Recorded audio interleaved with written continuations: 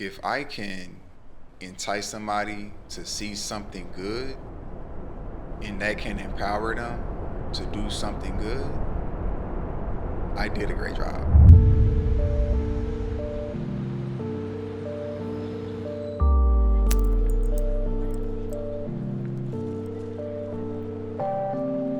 And I feel like with the documentary, that makes me most proud.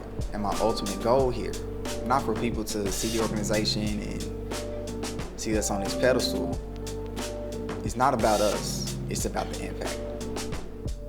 And if people can see work like this, more stories like this, take the charge and be like, what can I do to make my community better? How can I lead myself into making my community better? Because it all starts with how do you think, and that will always relay into what you do.